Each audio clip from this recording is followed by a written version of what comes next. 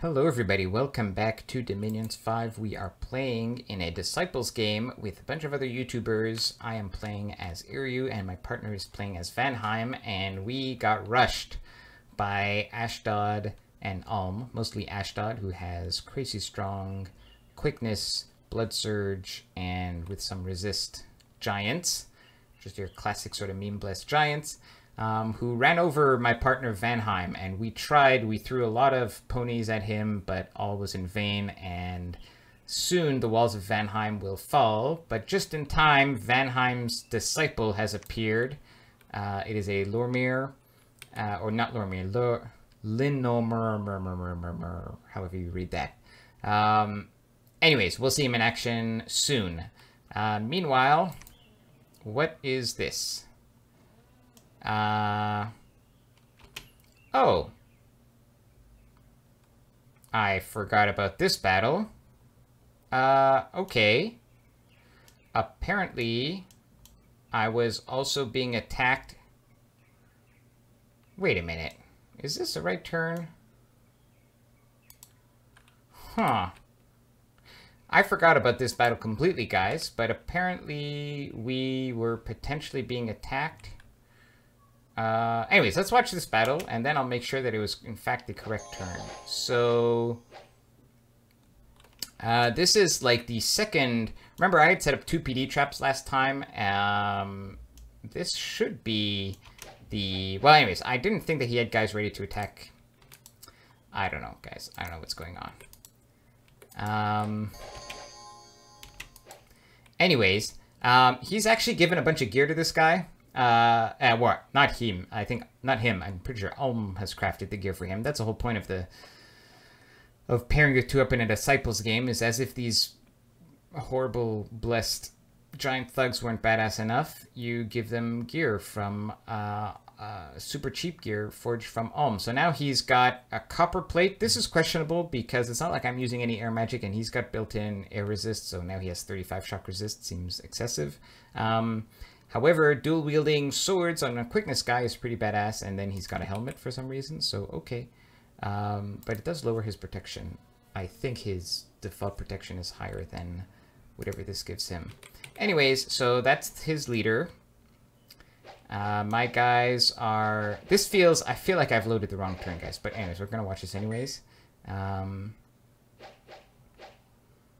So my guys go up, fire their javelins. Is it? Yeah, here. So the leader is truly leading the charge. He gets decayed right away. And yeah, more javelins. So they kill some of the first line. You know, the front line does get killed. My guys are still buffing in the background, so anytime, guys. Here we go. Okay, so you heard that zap. That was the sound of the effect from the copper plate, the charge body going off. So my guys, their lance charges when they landed just popped one of the giants on the side. This guy is being assaulted from many sides. He's taking a lot of damage. He goes down. So that was their commander. So the guys on the edges are the ones that, you know, get taken out. Now, the PD starts to rout, but my Sacreds are still happy to keep fighting. And it is, in fact, the Giants who rout, because we've got their commander, and now their the squad is tiny. And yeah, we get them to rout. Also, these are not the berserking... Oh, no, they are the berserking kind. Ha, but they actually never got touched, because they're so strong that they never popped their berserking, so that's pretty hilarious. So we win this. Now, let me just... and let's look at this battle, I guess. Yeah, okay. I'm going to come back to this in a moment. Let me just make sure that this is, in fact... Yeah, it is turn 19. I don't know, I feel like... I don't know where this attack here came from. You know what? I'm a bit confused, so I just want to load up the last turn again. Let me just copy it back, because I sort of moved it out of the way. Whoop. just a second, guys. Copy, paste. Turn 18. Okay, in this... Oh, I guess I knew they were coming from... Okay. That makes sense. So I forgot to mention this at the end of last turn. So in the last turn, he had taken a small group of giants this way and attacked me here. And I successfully defended. And then I was going to retake this. But what I forgot to mention, but what I had obviously noticed while playing the game, is that he actually has a second group of giants expanding down this way. He must have come like this. And so I was concerned that he might take this province, or just reinforce to the south over here. And so that's why I had split this up fairly evenly, and that's why I had set up this defense over here. So now it makes sense. This army here was not to prepare against Ulm, it was to fight off this little group of giants from Ashdod. Okay, now I remember what was going on. Okay. Because I actually remember this fight. I remember the guy with the 2 swords. By the way, we got none of the gear. You know, because we're just great luck this game. But, you know, we killed him. He had, and, you know, this is one of the biggest armies that we fought, actually. There were 8 giants plus a geared thug, and we won. We didn't lose any of our she-lords for the first time. And it cost us only 8 of our sacreds. Now, we didn't kill everything. We killed 3 of his sacreds, but still, that's better than nothing. So I will take the win. Okay, here... Oh, and he didn't even put any PD here, so that's why there's no fight there. Also, let's take a look at... I just want to show you... This is Ulm. This is his army currently. And I want to show you his formation. So he's got an interesting formation. He's just got a blob here, and a blob back here. And then he's got commanders a bit all over the place. So he's got some mages. 1, 2, 3, 4 mages. And a commander in the middle. And then some archers over there. So this seems pretty random. I'm not sure that there is a great strategy to this. But it's not awful. And it is not awful because the fact that he has dudes in the back means that, you know, it's harder to just attack rear his commanders. Right now, I don't know if that's on purpose, but, you know, it's not bad. Plus, the guys in front, they're not on hold and attack, they're just on attack. As Ulm, there's usually no reason to hold an attack until you get mage support. But his mages, he doesn't seem to have a lot of evocation, or he's not using it yet, so he's just buffing. So just go for the attack. Put them in front and go for the attack. You're just getting shot by arrows if you don't run forward. And then these guys in the back on hold are on hold and attack. Yeah. I don't know if they were like 2 different scripts that got combined into one. But anyways, it does, you know, protect against a lot of different shenanigans. That's for sure. Anyways, random events. Alright. We lost people. Earth gems, whatever. And palisades are complete. We're going to get a fortress. We're recruiting crossbowmen. I started recruiting some of these guys because they can fly and they can also attack rear. And that's fun. And so now Ulm's army is over here. I have a few turns before he can bring this army to our front line. And we can trade these provinces back and forth a few times. So I'm going to use my current army to do useful stuff over here. So we are going to take this province back because we can. And my scouting information here and the timing, like he's got units here, which means they're not here because he kind of, anyways, I've got the pattern of his movements down. Interestingly, I just noticed this here now. Anyways, so we're taking this province. And we're taking this province because this is where his dudes retreated to. And so we're going to try to kill them because they won't get blessed because this is just an indie province. And then we're going to take this province. So we've got 3 armies. We've got a small army here, a bigger army here, and a sort of smallish army there. But this is just fighting PD. This is PD plus giants, and that's pretty much it. Yeah, that's it. Let's load up the next turn. Turn 20. Okay, let's see. Hexwood, so this is just his army that's moving forward with 78 infantry and some commanders. Oh, did he? No, okay. Then we attacked into sort of his general direction here. He just had PD, so we win. I don't think we take any losses. Then we attack here. This is also PD, but it should be PD plus his giants, except they're not blessed this time.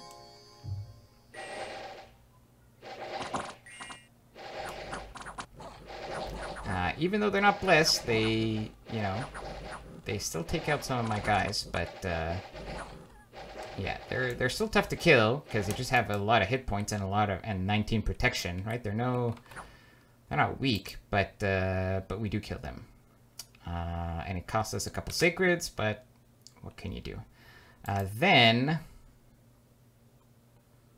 Ashdod attacks this province, and I guess I didn't see this army. I just noticed it now. But anyways, he attacks this province, which had our PD trap. Now it was a shitty PD trap, but you know, he kills it. So there goes 200 gold. And then we attack this province, which was a province that our +7 berserk hero failed to get.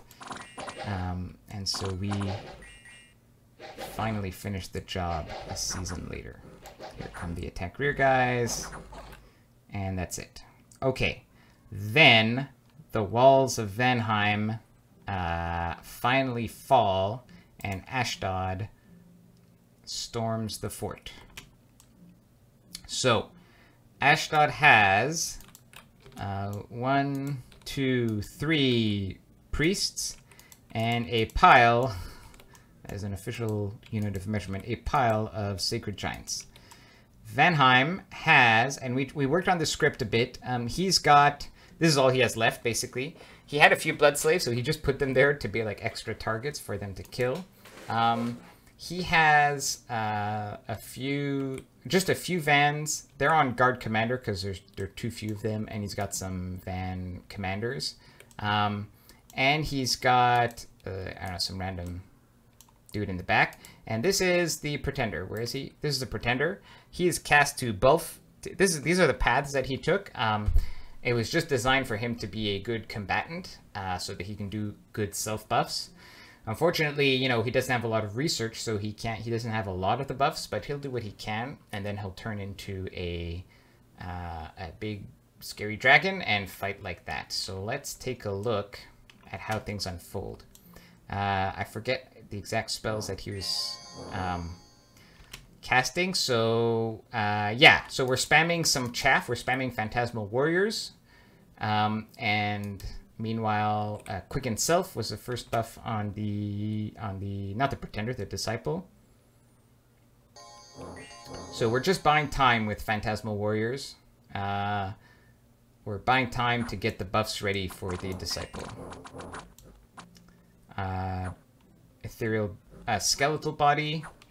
Skeletal Body was because we thought that he might attack with the like, it doesn't protect against slash, it protects against pierce, but he had a bunch of slaves that he used to take down the walls, and so there's a possibility that he might have attacked with the slaves too and put the chaff in front. So that's why we did that. Then personal luck. And then that's it. So now he is he should be, oh, it's the wrong guy. Here's the guy. So this is him. He's got Fear 12, Pierce Resist, although it's not going to help. This Magic Resist doesn't really matter. He's got a Luck. He's got Quickness because he's self-buffed Quickness, and he's got a big Poison Cloud and Magic Weapons and whatever, Withering Weapons and so on and so forth. So that's him. And then the Giants come.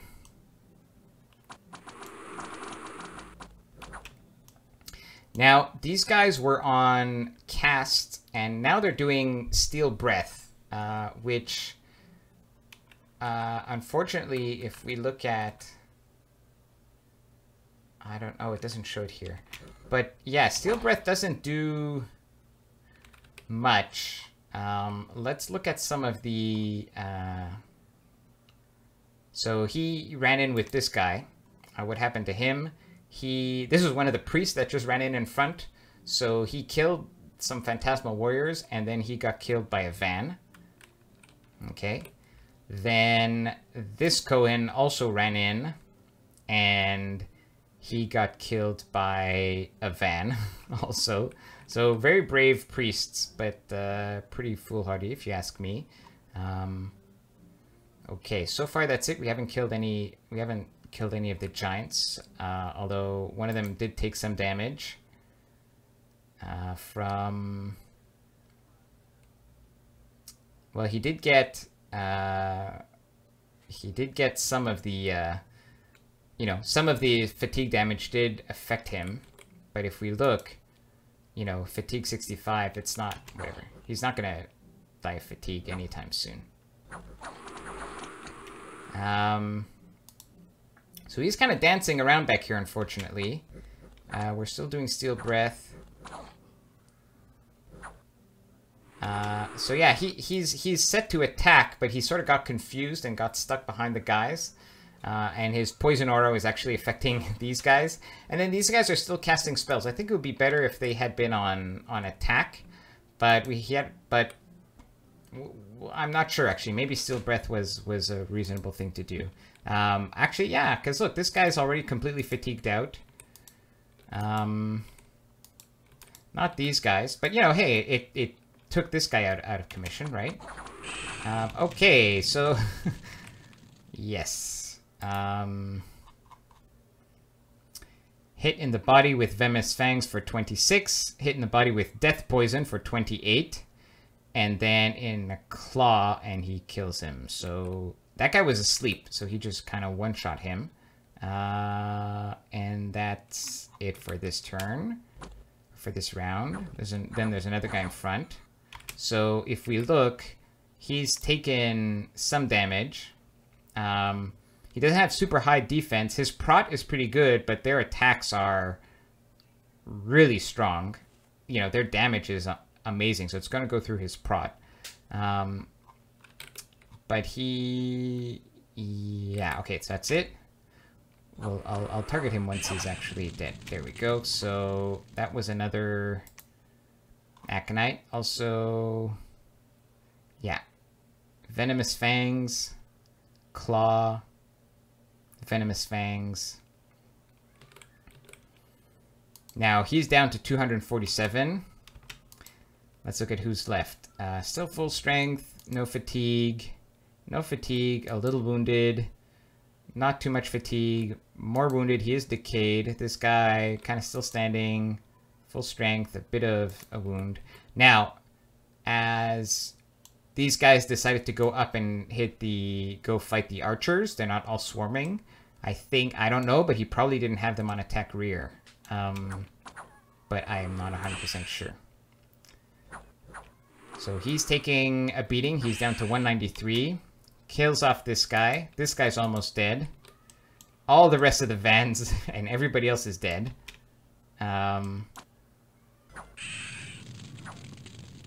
This guy dies. He leaves this guy standing. Hopefully this van will finish him off, we hope. And now there's still a ton of giants and one guy who's only got 190 hit points left. Let's see how it goes. Ooh, he just takes 40 damage. What's this? The armies of Ashdod are routed? Yeah, they don't have any commanders left. Or the commander routed. Oh, so the commander routed already. I think he routed a while ago. So Ashdod routes. But there's still like some berserk guys left. Well, this berserk guy left, and I think this one too. So 118 is gonna kill this guy. And then there's still this guy left. He's berserking. And the pretender has 118. Oh, and here are the two berserkers. So we've got one guy back here at 48 hit points. We've got one guy over here, 14 hit points. One guy over here, 49 hit points. He's full health. And then the pretender, the disciple. Oh, he's got actually a chest wound. He's at 78 fatigue, and he's got 64 hit points left. Let's watch. Okay, he kills him. Now he's got, he's quickness, so he's got a lot of attacks per turn. And they all hit pretty hard. And there's a big poison aura going. But now he's at 58. This guy's at 26.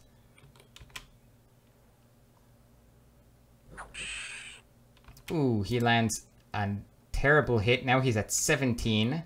This guy's at 1 hit point. Dies to the poison tick. But another full health guy comes from behind. Hits for 13. He's at 4 hit points now.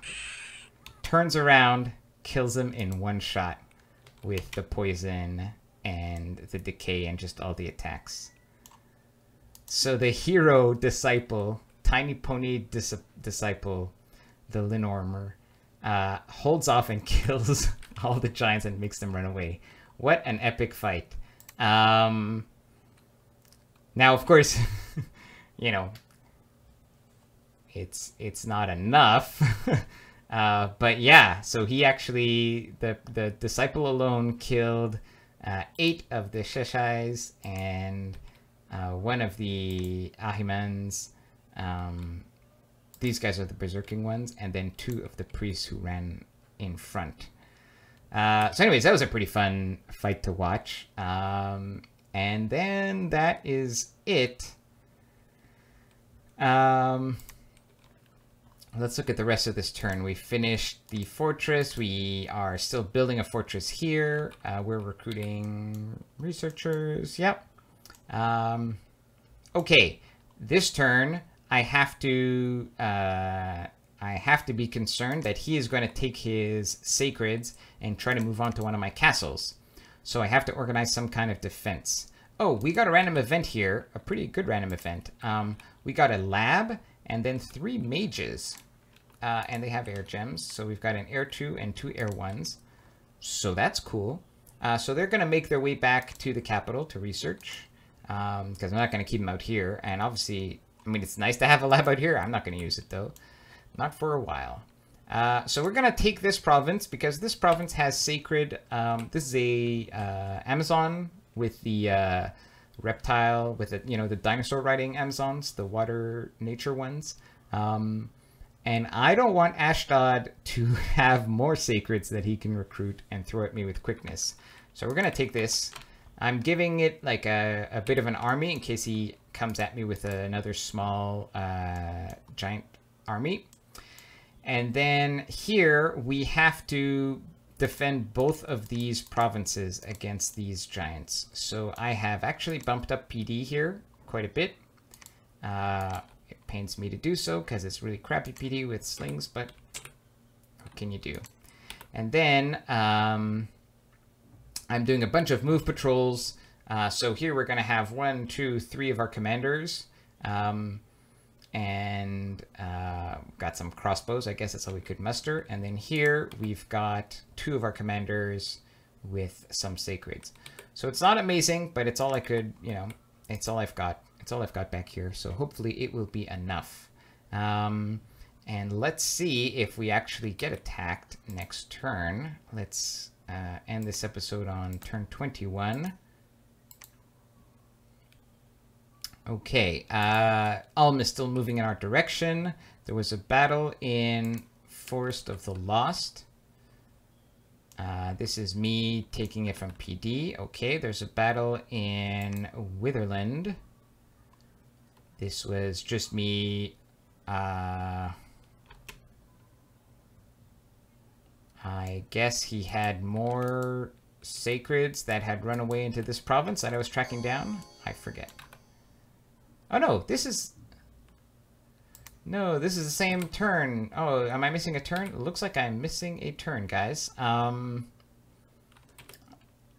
me just double check this quickly. Sorry. 5-4 at 10:40 p.m. Yeah, I appear to have lost a turn. Well, sorry, guys. I guess we'll end the episode here then, and I will look for the turn, and if I find it, I will include it in the next episode. If not, too bad. You won't get to see turn... well, turn 21 you won't get to see. So anyways, we'll end the episode here. At this point, we are barely holding on. Oh, there's also an important thing. We are trying to... I want Vanaheim to technically stay alive and part of this game. Because if we ever are able to come back, it's better to have 2 players rather than 1, right? So we screwed up. We wanted to, so you can relinquish a province in Dominions 5 if you're playing Disciples. But you need to have a, and actually we had planned on relinquishing this province. Or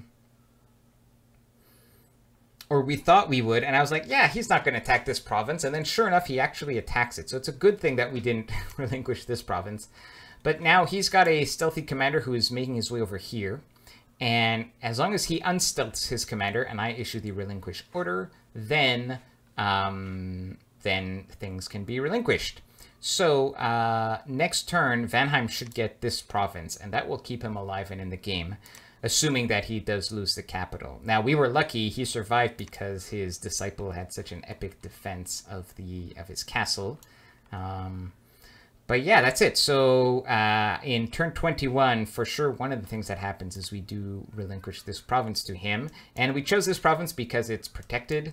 Ulm can't get to it, and it's protected on the east by a pretty nasty throne, which I don't think anybody's going to take on soon. So it's pretty safe. So that is the plan. All right, so that's going to be it for now. See you guys in the next episode. Hopefully we can hang on a little bit longer and keep inflicting as much damage as we can as Ashdod and Ulm slowly gobble us. At this point, Miklin and Nazca have... they attacked Cetis and Pan. And it looks like they've also attacked Marignan and Bandarlog. I don't know where Bandarlog is exactly. Anyways, there's war elsewhere in the world, but we can't see any of it, so I'm sure it's very entertaining on the other channels, which I highly encourage you to go watch. So see you guys in the next episode. Take care.